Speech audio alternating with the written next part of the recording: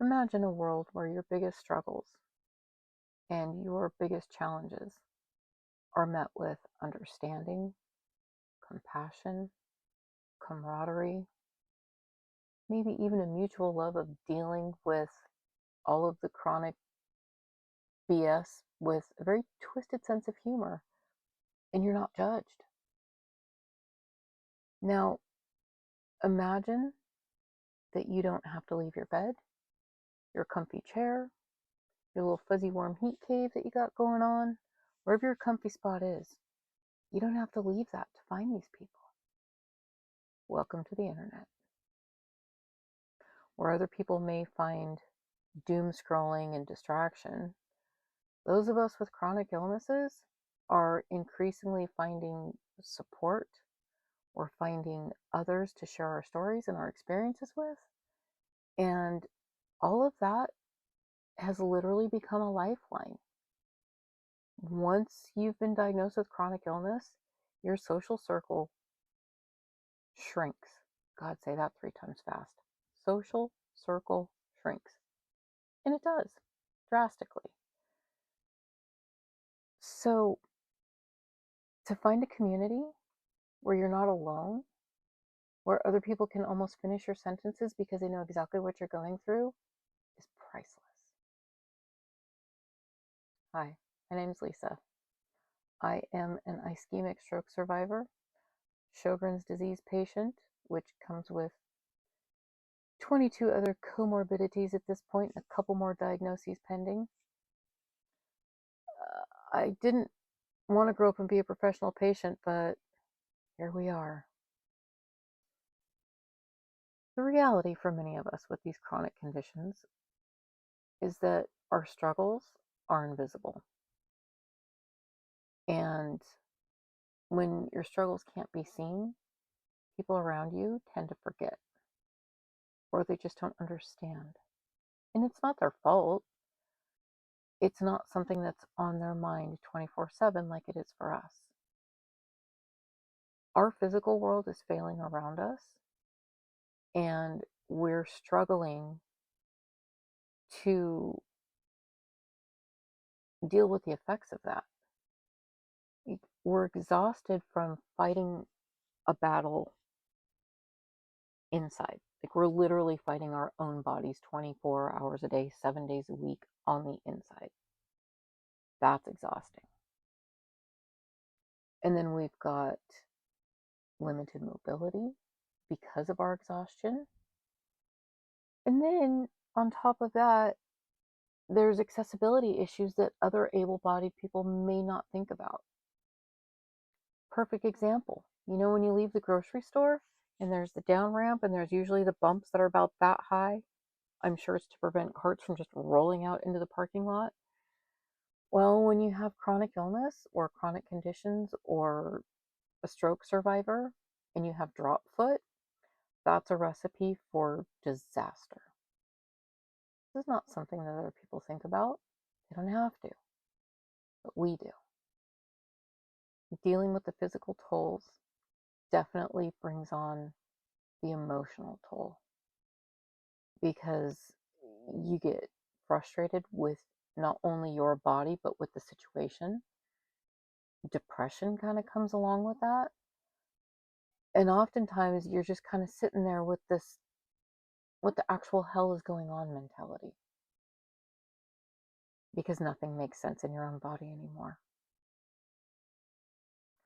So, this right here is where we need to find our community. We need to find our people. We need to find those that actually understand us. And if you're living in a small town, or you just have a really rare condition, chances are you're not going to know anybody in person that you can talk to. That's where the online community is going to be your best friend. You can literally go from isolation to inclusion within an hour. And the beauty of it is you can find that support 24 hours a day, 7 days a week. You're not limited to a meeting that's once a week for 1 hour, and depending on how many people are there, depends on how much floor time you have. That's just not going to work for a multitude of reasons. First of all, usually when you have chronic illnesses, you feel like crap and you don't want to leave the house. Especially to go to a voluntary meeting.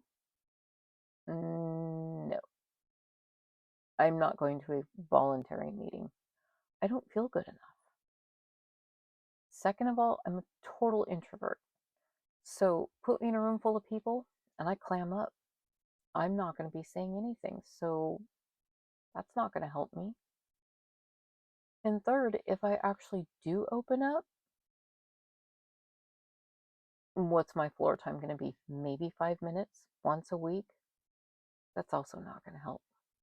It's not going to help me. It's not going to help anybody else. So all that being said, I'll stick with the internet.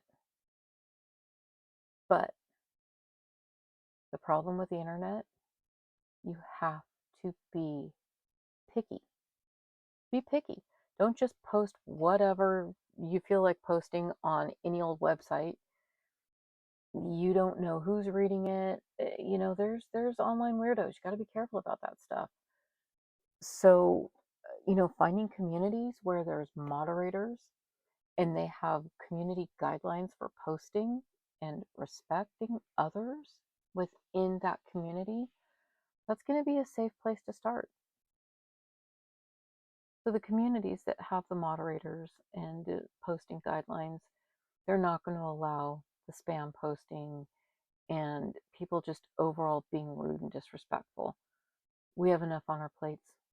We don't need that on top of it.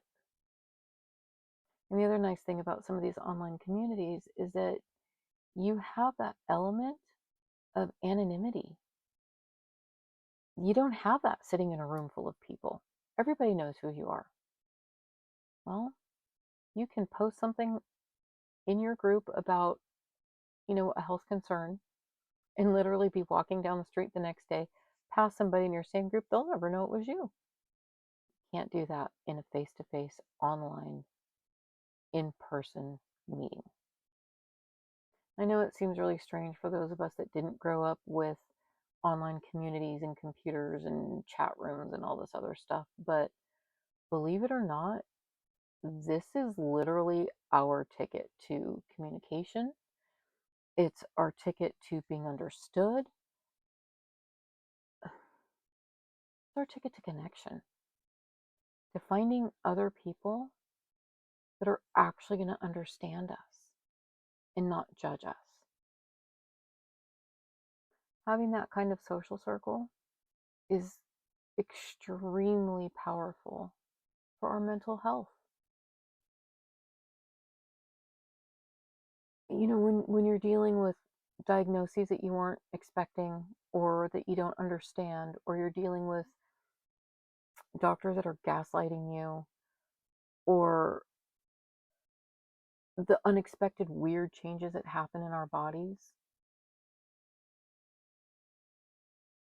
or even dealing with ignorant people that are always going to ask you, well, have you tried yoga and organic eating? Yes. Been doing yoga and organic eating my entire life. Clearly, that is not the key to staying healthy. It's also incredibly comforting to find others that are willing to joke about my body with me or allow me to joke about my own body, because not everybody has a really sick, twisted sense of humor. And I kind of do. I suppress it a lot, mainly for the comfort of others. But when I'm around the few people that I'm very comfortable with, I am always making fun of myself. That's how I deal with my issues. Well, I have definitely offended others in making fun of myself. Okay, the whole my body, my choice statement? Yeah, my body, my choice to make fun of myself. If you don't like it, Keep it to yourself. I'm not talking about you, I'm talking about me. And that's what gets me through. So I'm looking for those people. And when I find those people, now I'm comfortable. Not everybody wants that sort of community. There's people that are going to want the let's wallow in our own crap community. So now, if you join an online community, that means that you have a responsibility for taking an active role in that community. And when I say active role, I don't mean that you have to dominate a post or respond to everybody's issues or be posting every single day, every single hour, whatever the case may be. It can be something as simple as liking somebody's post or liking a response. That is support. And sometimes that's all we need. We don't need somebody just blah, blah, blah, blah, blah. We just need to know we're heard and we're understood. Now, being heard and understood creates authentic connections. Authentic connections can allow us to feel comfortable in sharing our stories and our experiences. And shared experience is really a shared strength. So, from my chronic self to your chronic self, thanks for watching. Be good to yourself. Share your experience and share your strength. We'll see you next time.